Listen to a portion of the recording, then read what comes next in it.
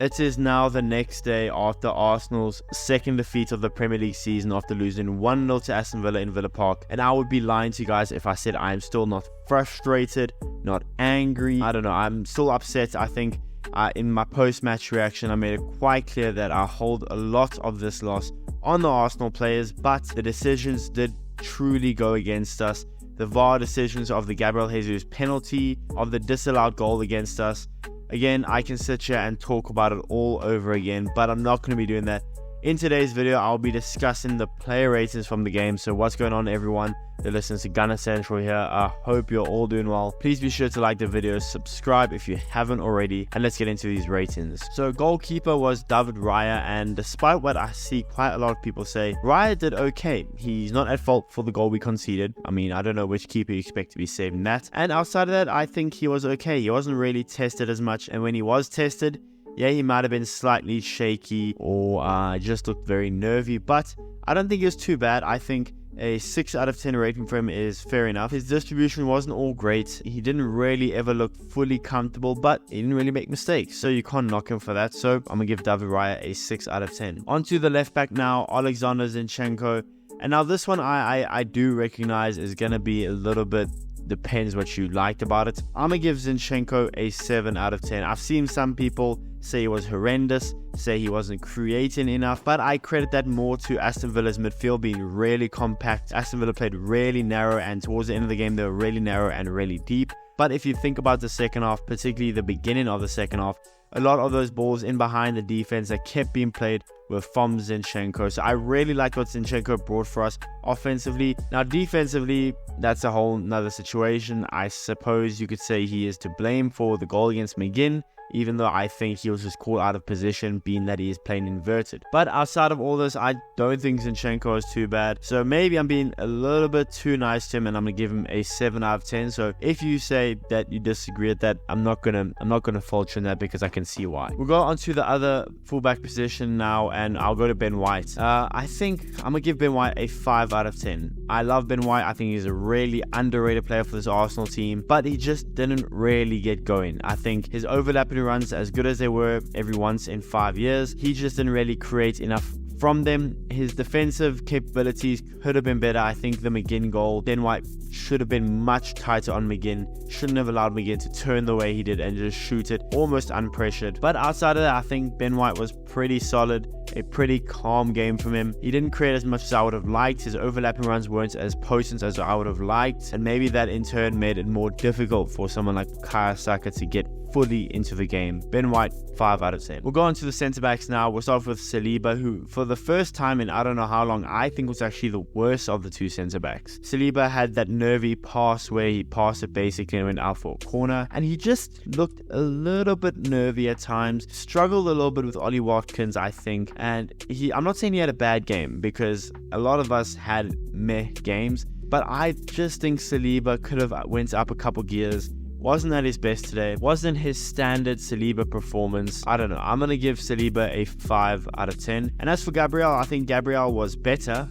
Not by a huge amount, because, I mean, we still did concede. But if you think about it, after the McGinn goal that we conceded, Villa rarely ever tested us fully. They rarely ever made us look like our defense does not know how to defend. So while I'm giving them lowish ratings, these guys, you must still remember, yes, we lost 1-0, but outside of the goal we conceded, we pretty much dominated. They didn't have too many clear-cut chances that I can remember from the top of my head anyway. So although Saliba's only got a 5, he still did a fairly decent job against a really informed team. And as for Gabriel, I think Gabriel manhandled Ollie Watkins far better. I think Gabriel was decent in the air, as he always seems to be. And I think Gabriel overall had a really good performance. On the ball, he didn't make too many nervy mistakes, didn't give the ball away cheaply. So I'm going to give Gabriel a 6 out of 10. We'll go to the midfield now. We'll go to Declan Rice, who is one of my favorite players in Arsenal. And for this game, although a lot of you seem to disagree, I think Declan Rice was pretty good. He kept the tempo going as he always does. Defensively, he was good in the midfield, made it hard for Villa to run through the middle, but he wasn't all that great offensively, and it kind of, for me, is going to weigh on his rating. I'm going to give Declan a 6 out of 10, but by no means was it a quote-unquote poor performance from Declan. I think Declan was still as solid as you could expect, but I think the level of the team wasn't too great, so I'm going to give Declan a 6 out of 10. We'll go to the captain now, Martin Odegaard, and he struggled. I think it's fair to say that Martin Odegaard struggled against Villa. He was okay with pressing, but on the ball, he just couldn't find any incisive passes. I can't remember him making a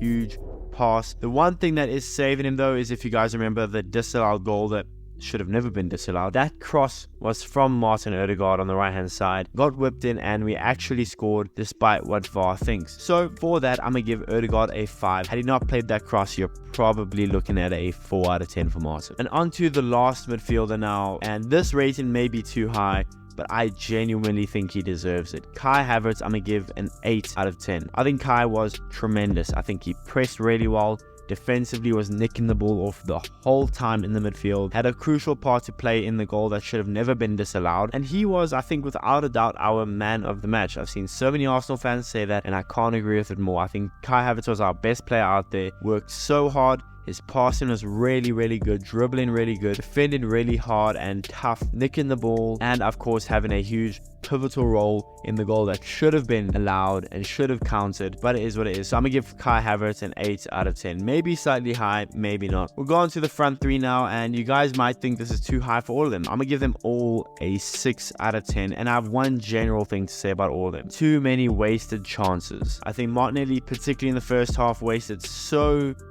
many chances. In the second, he was a bit better, but he did get taken off towards the end. Saka really tried to get into his groove, but I mean, I don't know if he's kept getting fouled by Luca Digne, but I do think he had a decent performance, as well as Jesus, as well as Martinelli. Just wasteful, clumsy on the ball at times, poor finishing.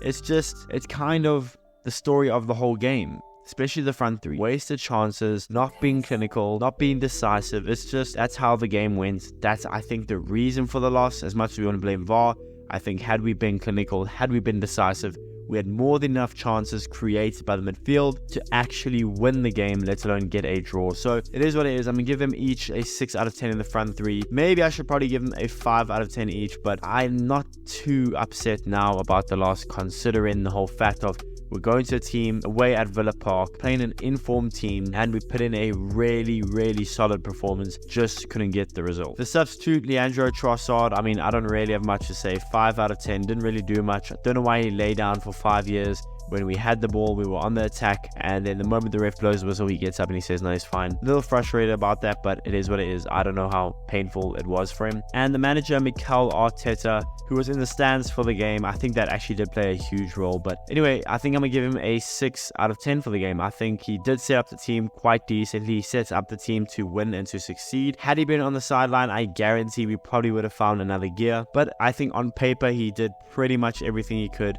I'm not going to give him anything higher than a 6 because, I mean, we didn't score. We lost the game. It's hard to give him anything higher than a 6. So, Mikel Arteta, 6 out of 10. But yeah, guys, that's the video. Let me know in the comments below. What do you guys think about my ratings? Who was your man of the match? Let me know in the comments below. Please be sure to like the video, subscribe if you haven't already, and I'll see you guys in the next one.